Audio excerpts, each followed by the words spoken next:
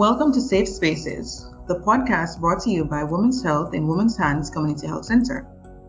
Join us as we delve into crucial conversations about gender-based violence, featuring survivors, advocates, and community members to raise awareness and offer insights on this crucial issue affecting our communities.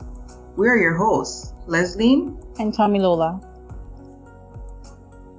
Safe Spaces is presented by the GBV Prevention and Cure Cascade Program, supported by funding from Women and Gender Equality Canada.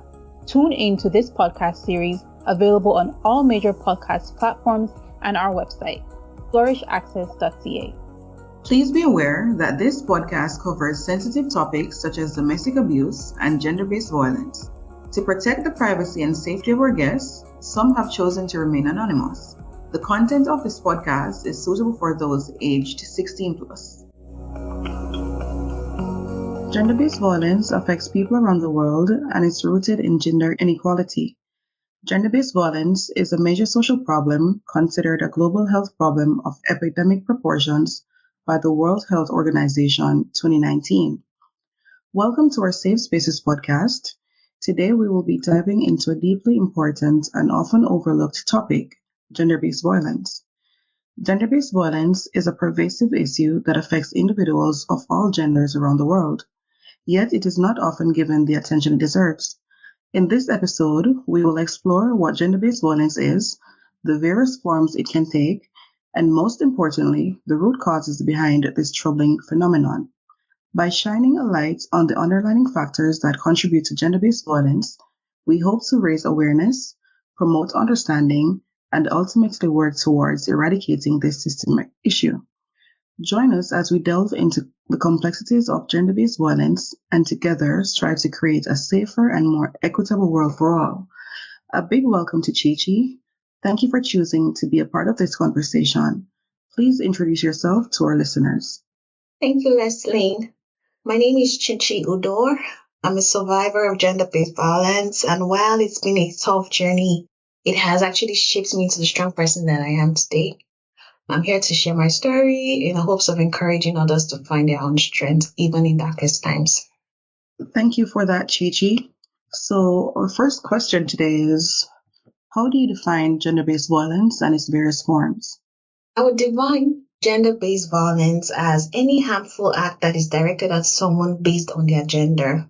It could actually take many forms, and it can affect practically anyone based on their gender identity or who they are, and regardless of their age, their background, or their culture. One common form I would say is the physical violence, which involves hitting, pushing, slapping, basically just inflicting any sort of harm or pain to an individual. And then there's the emotional or the psychological violence, which involves threats, constant criticism, or trying to control someone's life. Another form would be sexual violence, which is where someone is forced into sexual acts without their consent. Then we have the economic violence, which is when someone controls another person's money or resources, making them financially dependent on them, being the abuser. And then finally, I would say cultural or traditional practices, which involves things like forced genital mutilation or even forced marriages from where I come from. So yeah, those are the forms I would relate to GBV. Okay, thank you so much for that. Structural violence is another form of GBV, and it often goes unnoticed. Structural violence refers to the systemic and institutionalized forms of violence that perpetuate inequalities based on gender, such as discriminatory laws and policies, unequal access to resources and service, and barriers to justice for victims of violence. Yeah, I agree. Totally. Thank you, Chichi, for clearly outlining the different forms of gender-based violence, and Leslie for pointing out structural violence, which is often forgotten. I know that most people, when they think of gender-based violence, they often think about the physical, including sexual violence, but there are often other forms that go unnoticed, like financial violence, emotional violence, and that it's important that folks are able to be aware so that if they are in this situation, they're able to identify the red flags. I'm going to follow up with what are the key factors do you think that contribute to gender-based violence? So, what are those factors that might lead to the perpetration of gender-based violence? So gender-based violence is driven by deep-rooted beliefs and systems. And this is what gives rise to control and more power over others. One key factor for me will be gender inequality. So for instance, in many parts of the world, basically from like West Africa, where I come from, there's this belief that men are superior to women. This mindset is one of the issues that causes harmful behaviors or excuse or or giving justification to GBV. For instance, when a man hits his wife, some people say he's the man of the house and oh, she must have made him do what he did. This attitude just makes it very easy for this violence to continue. Another factor I would consider is the cultural norms. So culture and traditions play a big role in GBV. In some cultures where you have things like forced marriages, right? It's seen as normal because it's been done in the past. It's been carried on from generation to generation. So these traditions can actually cause a lot of harm.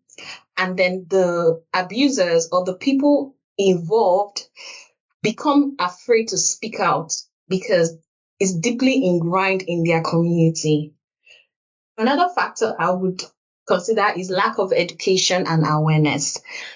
This is a major factor, especially when you relate to younger women, right? So let's just imagine a young girl who doesn't know what's happening. She's going through an abuse and she doesn't realize that what she's going through is actually wrong because she has been taught to believe that it's normal in her community. So without knowledge and awareness or education, she won't be able to seek help without realizing that she does need help or she even deserves better. One more one I would consider, or two more, I will talk about social acceptance of violence. So in many communities, if a woman is seen with injuries on her body, people tend to look away and we ask ourselves why. And that's because most people believe, oh, this is a private matter.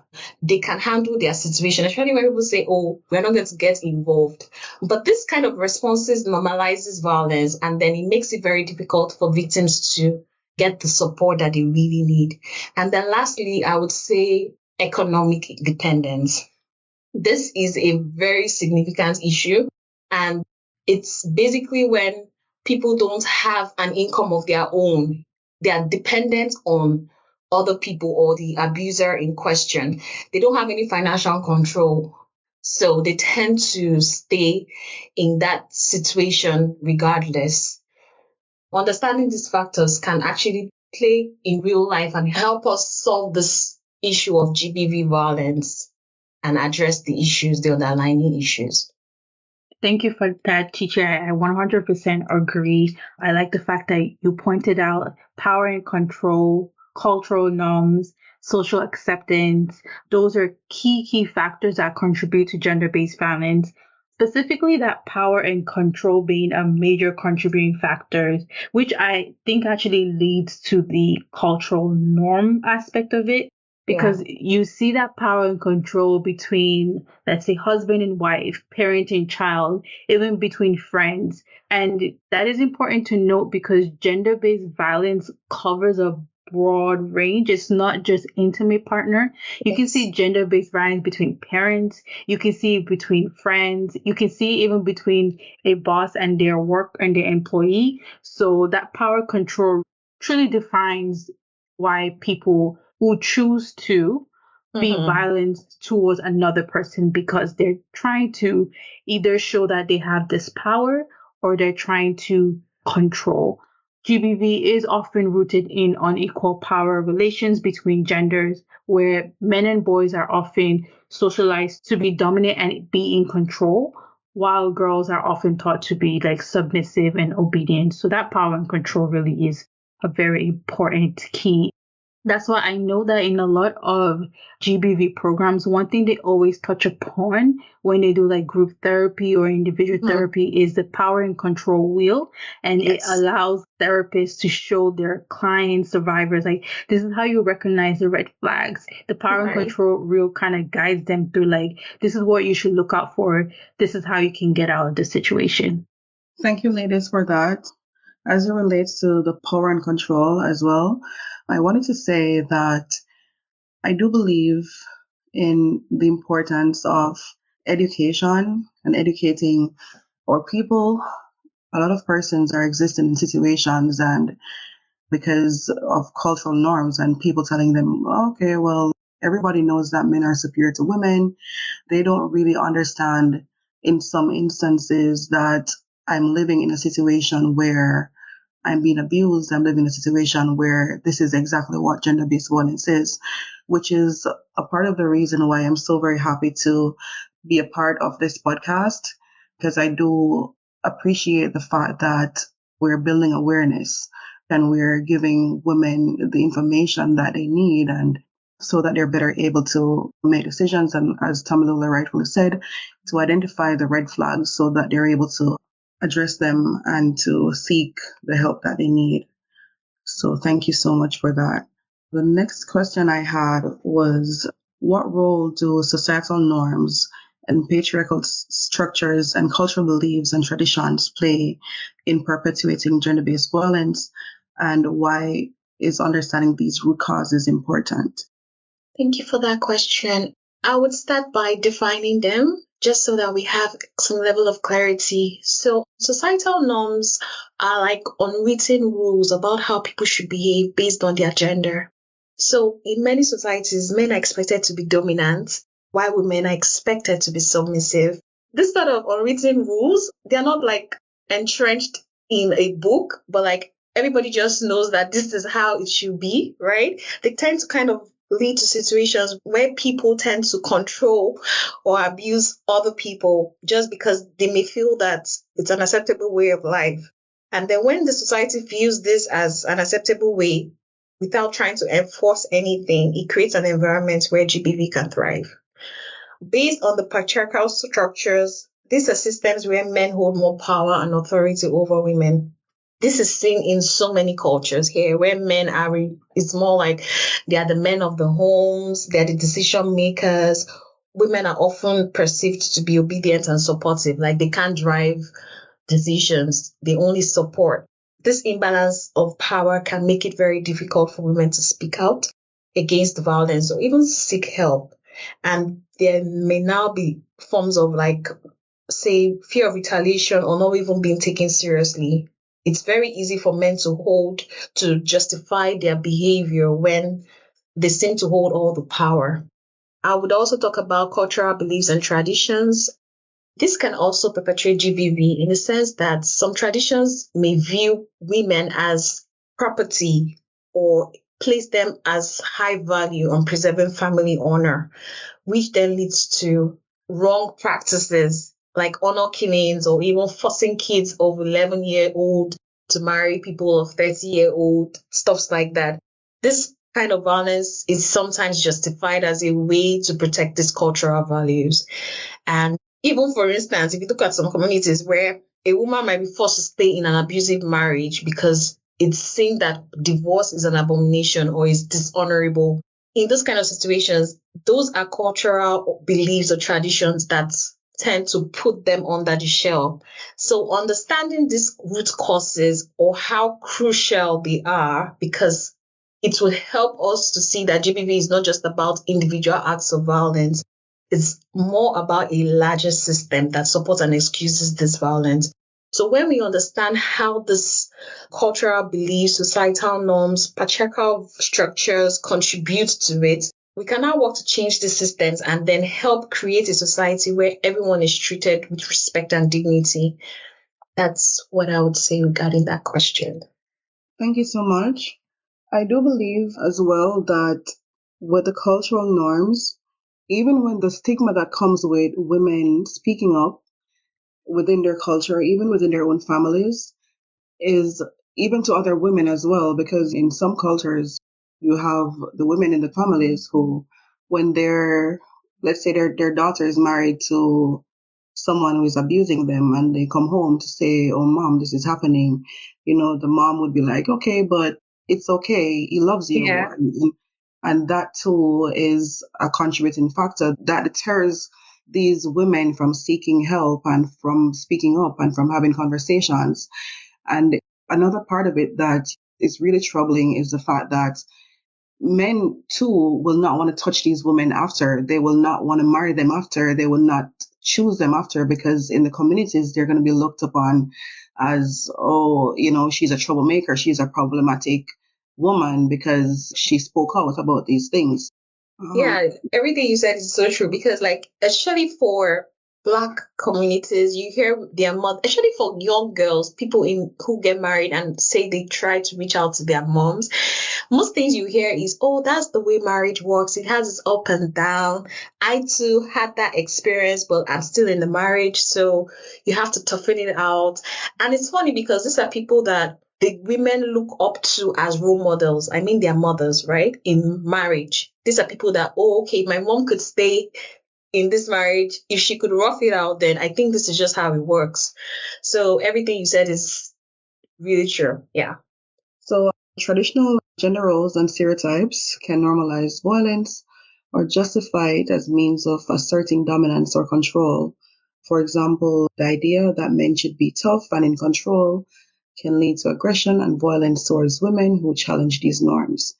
Now that we've established like contributing factors and these root causes such as societal norms, cultural beliefs, and why it's important to understand them, we want to now think of, okay, what next? We now understand it, we identify what next.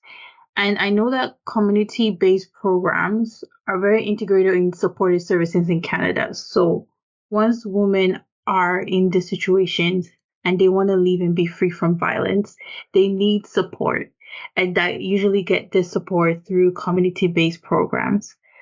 And who better to address societal issues than those who are actually directly impacted and living these realities? At the community and grassroots levels, what do you think are some effective strategies or interventions for challenging and preventing gender based violence? And these are strategies and interventions that hopefully are led by those, as I said, who are directly impacted and living those realities. So, what do you think are some effective strategies?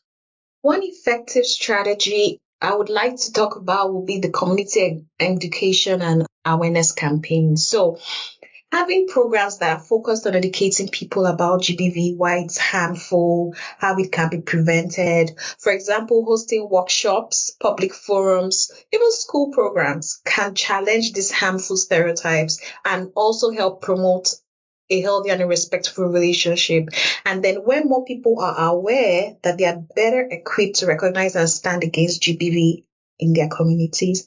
Another on the grassroots level, I will talk about engaging men and boys as allies. So it's one thing to just involve those who were directly involved in the GBV violence, but engaging boys and men as allies is another critical intervention that I would say is making men play a key role in either preventing or perpetuating this program. So programs that involve boys and men in conversations about gender equality, conversations about respect, nonviolence, and basically just conversations on GBV can help shift their attitudes and behaviors. And then when men and boys can understand the impact of GBV and then commit to being a part of the solution, it will create a ripple powerful effect throughout the community. Especially situations where I think they have this thing called Boys Guard here. So in those sort of associations, you have boys who look up to older men and men who tend to be a sort of support or advisor to these younger boys, right? So if we can have associations like that, where we can engage the men, whereby they will be able to transfer these programs to the younger boys. So it's not just for men, it's also going to be transferable to the younger boys to also understand the impact of GBV and to commit to being a part of the solution. That would definitely help the community And then I would also talk about providing a safe space and support services, which is essentially what community centers and shelters offer, where people can call and get help, whether they need it immediately, counseling help, legal support. Just being able to have those services is an effective way that they can culturally ensure that everyone in the society feels safe and understood. Then I will talk about empowering women and girls. So we talked about financial dependence. If we can empower young girls and even women through skills training, through education, through leadership opportunities, these strategies can help them have the tools and the confidence to advocate for themselves. They can challenge the dynamics, the power dynamics. They don't have to be stuck. They don't have to stay stuck. Because if you look at it, most people still staying in such abusive situations, 80% of them are stuck financially. They don't have where to go to. They don't have anywhere to go. So I recently met this lady who has 4 boys here in Canada. Her husband is doing really well, but she's practically going through GBV, physical violence. And then when we talked about, there are resources, right? There are shelters you can go to for help and you'll be safe. What she thought about was her kids are already used to a certain lifestyle. Her kids are used to having good things of life. Is taking them from, according to her, point A to point Z, where they have to be in a shelter and basically every of their needs they have to ask for every single thing, was a no-no for her. And she was like, she would rather stay there. So empowering women through skills, like we said, or even training, or even job fairs, career job fairs, just empowering them would help challenge this power dynamics, and it will help them focus on economic empowerment where they can gain financial independence, making it easier for them to leave abusive situations. And then finally, I will talk about community-driven policy advocacy. Grassroots movements can influence both local and national policies to better protect victims and hold perpetrators accountable. When these communities come together to demand change, whether through petitions, whether through public demonstrations, or even lobbying, we can push for stronger laws and better enforcement against GBV. So I believe these strategies work best as long as they are tailored to the specific needs of the society, and when those who are most affected are leading the efforts, they'll definitely work. Thank you for that, Chichi. You laid it down perfectly. All the points that you provided for effective strategies.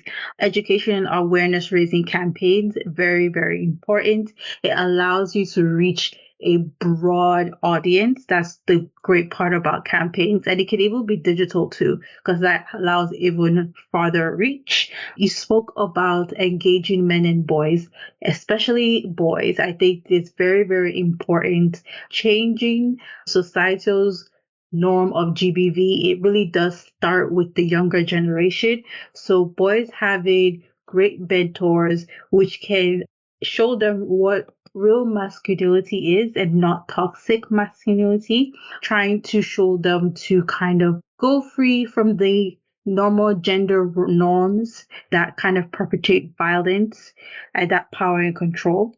You also spoke about empowering survivors. That's very, very important. It's one thing to provide resources, educate them, but they still also need support and empowerment when they are free from violence, because we do find that in some situations, there's some women who are successfully able to leave violent situations, but when there's that financial struggle, they might end up going back because of that dependency. So empowering survivors is very important. Policy and advocacy, because where you don't see change if you don't see policy change and systems change. So that's very important. And to tie everything off, the part about making sure you tailor it. Canada is a very multicultural country. We have individuals from many different cultures. So having that cultural component in strategies and intervention is very important, because we have established that cultural norms do play a major role in GBV. So we can't have interventions and strategies that are cookie cutter and follow a Eurocentric kind of view. we need to make sure that in whichever way we're engaging survivors, engaging communities that are impacted by violence, engaging perpetrators, we do need to put that cultural component into it. Awesome stuff, Tamilola and Chichi. Very important points you guys made. Another thing I wanted to touch on was that I would really like to see women choose to be other women's safe space. So, in reference to the situation that you made mention of, where the lady, she has her kids, usually I see that transitioning from the comfort of everything else that's happening, the only thing that you, as a woman, you think that is wrong, the only thing that's wrong is you thinking that, okay, I'm being abused, but the kids, they go to bed at night where the man is providing and he's doing all of these things. Having someone that they can confide in and having someone that provides a judgment free zone too, and someone who is able to educate and empower them too is very important in cases like those. And I see too where it works when someone comes to you and like, okay, I'm being abused. This is what I'm experiencing. Even if you yourself, you're not aware that, okay, well, this is criminal. This is a terrible thing. You know, you go and you have a conversation with someone and instead of them being judgmental, they're like, okay, well, this is another way that you could do it. This is another way that, you know, I'm able to help you in this way. I'm able to empower you in this way. Come and accompany me to a session where we can together be educated and you are able to make the necessary steps to get to the point where you're able to leave. So that too is something that I want to put out there. We must recognize that men have a significant role in perpetuating violence against women. What are effective ways for men to actively dismantle the root causes of gender-based violence while supporting and advocating for survivors?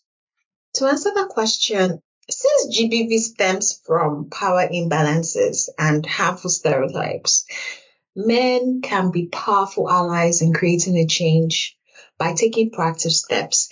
And the one effective way for men to start is by reflecting on their beliefs and challenging their own beliefs and behaviors. So this is more like them recognizing and unlearning attitudes that might contribute to GBV, such as believing in the traditional gender roles or even thinking that violence is an acceptable way to solve problems. Now, when men can begin to start asking themselves how they might have benefited from or unconsciously supported power dynamics, they can now commit to changing these behaviors. So I think that is one effective way. Another effective way is speaking out against sexist or this sort of behaviors. If men can use their voices to challenge jokes, so the violence is not just physical, right? Sometimes it could be just words of mouth, threats, jokes, comments, behaviors that tend to degrade women or even subtly perpetuate violence. If they can start using their voices to challenge these behaviors, it would go a long way because it's important for them to hold themselves and other people accountable. So for instance, let's say a friend makes a derogatory statement about women, let's say calling them names like the B word. It's high time that men can stand up against this word and say, hey, you can't, this is wrong. Like women should never be addressed with such languages. This would help to shift the cultural norms that allow this GBV to persist or even thrive. I believe also that engaging in education and advocacy is also very important.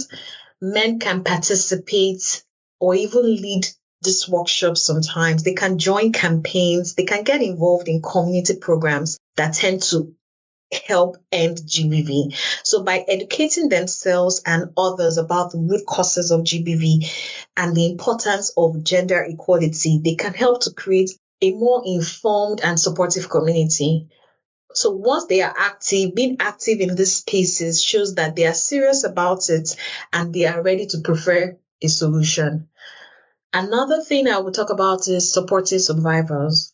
So most people do not know how to support survivors, and which is back to what Leslie you said, like it's one thing for people to come to you and talk about it, be free, but it's also important to know the right things to say to be able to support them. So if they can learn to listen without judgment, believe people's experiences and offer support in whatever way the survivor needs, it will be helpful for the men to understand that it's not just about taking control or being the hero as they would usually want to be, but it's about standing by them and respecting their choices. So men can advocate for better resources and services for survivors, which would help to create a safer environment for everyone affected by GBV. And then lastly, I would talk about mentoring and educating younger generations. I don't think we can stress the importance of mentoring and educating, especially the younger generations, because they are the future. And especially because we know that these root causes stem from generational beliefs. So men can start modeling respectful, non-violent behaviors and teaching the younger generation, the younger boys, about equality, consent, empathy, even from a very young age.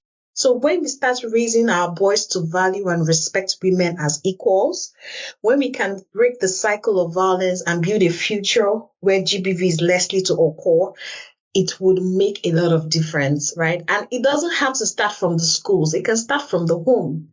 It can start from who their role models are, which are most likely their parents, uncles. It can start from their community. It can start from anywhere. So once we can have men that can model these behaviors to the younger generations, it would definitely help dismantle the root causes of GBV and to help challenge the harmful norms, holding everyone accountable, thereby educating and advocating for change, support, and mentoring. Thank you so much. I'm really happy that you made mention just now about the kids and the importance of. So basically, I do consider the kids to be the grassroots. The kids are so impressionable.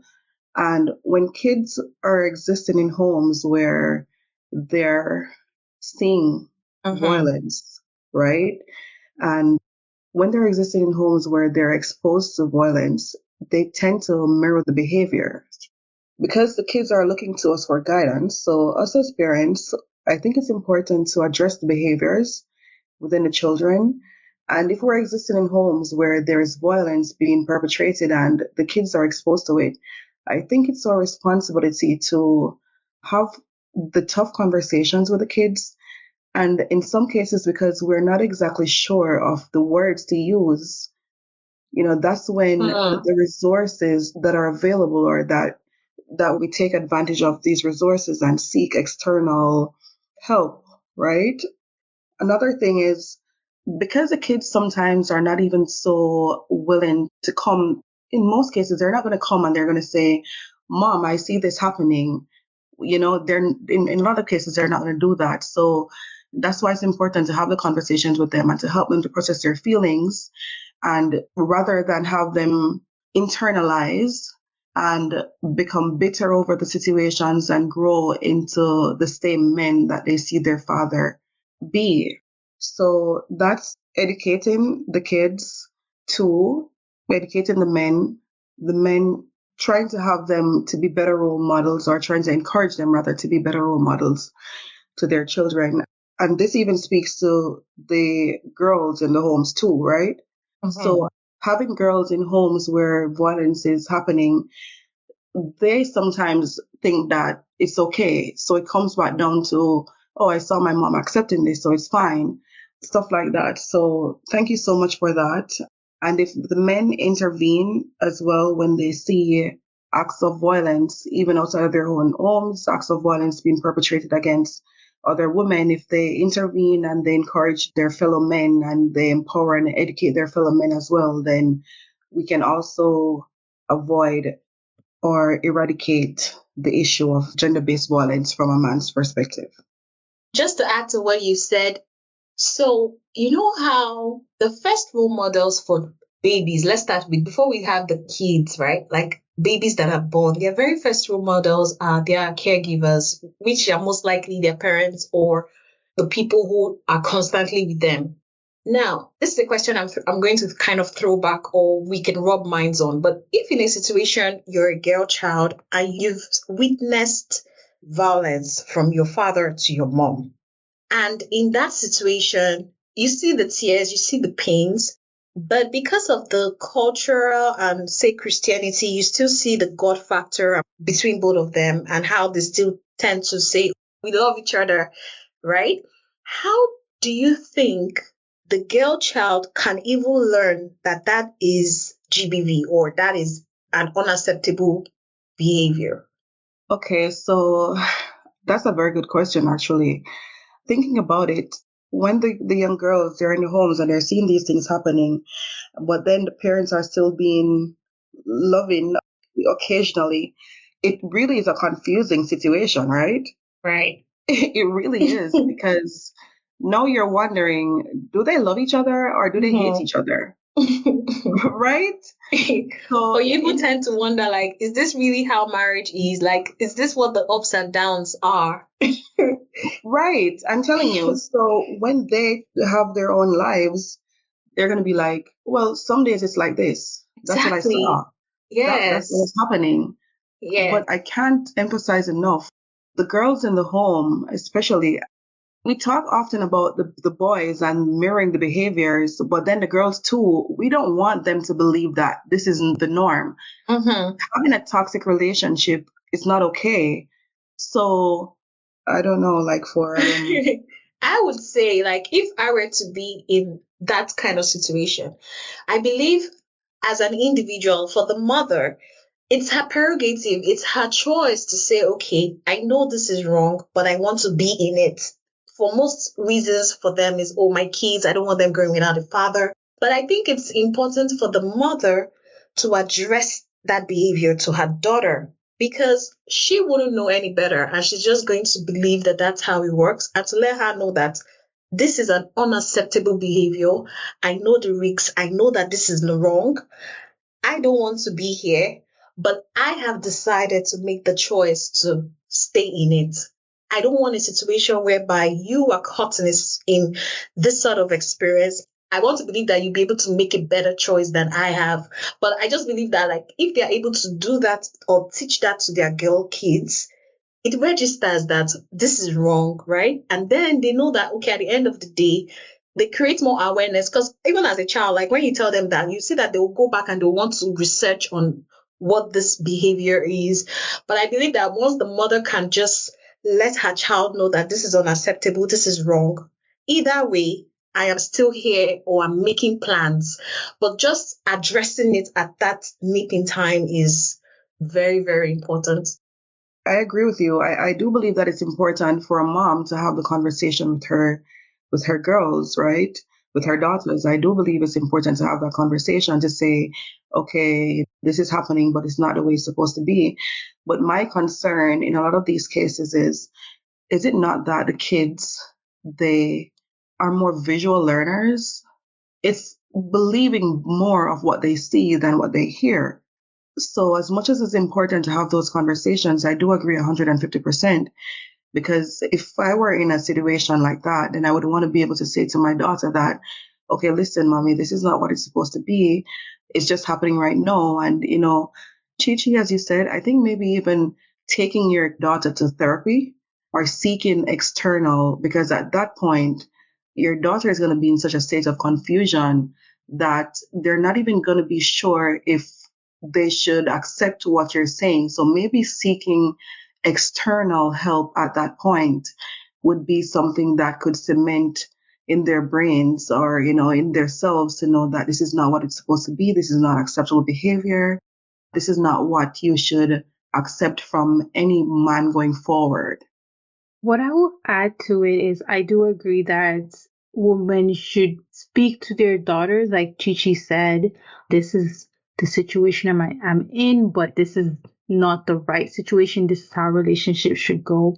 But what I will add is I think this is where education comes in through schools. Because I see, like, raising a child, there's a nature part where your parents do things, there's the nurture from the external, if that makes sense. I believe that in those situations where the mothers are not able to say these things of this is not the right way, I understand I'm in this situation, and try to bring some sense to the confusion. And it could be their mothers themselves don't also believe that there's anything wrong with the situation they're in. And that is just the way that they've always seen things, maybe based on cultural norms or what so they think society seems to be acceptable. That's when young girls, young boys go to school, that there should be education around gender-based violence. Just like how like once you start school, there's you go to school, you learn math, English. By the time you get to secondary high school, there's sexual education. I think gender-based violence should be considered a standard in education so that for those who are in that confusing situation of my parents love me, but I notice a violent situation between my parents, but they still show me love. Then when they're educated outside through teachers who provide them with these are red flags, this is what is right, this is what is wrong, this is how you treat a lady, this is not how you treat a lady, then it might bring some sense to the confusion and to hopefully aid in when these young women and young girls, young boys grow up and start to go into their own relationships, they do not copy what they have seen during their childhood. I 100% agree, Tonola. And it just boils down to the same thing we talked about, like having school programs. And just like you said, it's not just like a one-off. It should be like a curriculum, like a class, a whole like semester course. It's something that you have to instill continuously. It's not one-off. So I 100% agree. And even though, yes, we need to talk to the girls, we also need to talk to the boys. So just like what Leslie said, having therapy, both kids need the therapy, whichever way we want to look at it. And just having resources around us, just like if you even open the internet on GBV, like there's so much resources out there, right? Once they can read, even though they don't understand, but there are numbers they can reach out to, call for help, for support, that would definitely make a lot of difference, even for the mothers to better have these conversations with their kids, not just the girls. Yes, I agree. Thank you, Chichi, for joining us for this episode. It was a great start of the Safe Spaces podcast, a very rich conversation. We were able to identify root causes, but we were also able to identify strategies and interventions to hopefully eventually having a society that is free from violence and that is not only women experiencing violence, but men experiencing violence. The root causes of gender-based violence can be traced back to patriarchal systems that prioritize men and perpetuate the belief that they are superior to women. And these systems create an environment where violence against women is often normalized and condoned. And additionally, rigid gender roles and expectations contribute to the perpetration of violence, as individuals may feel compelled to conform to these expectations or face consequences. It is crucial to address the root causes of gender-based violence in order to create a more equitable society where all individuals are able to live free of violence and discrimination. By challenging harmful social norms, promoting gender equality, and holding perpetrators accountable, we can work towards a future where gender-based violence is eradicated. Join us for our next episode in which we will talk about intersectionality in violence and explore how these overlapping identities impact the experiences of violence for racialized women. Once again, Chichi, thank you for joining us for today's conversation. Thank you for having me.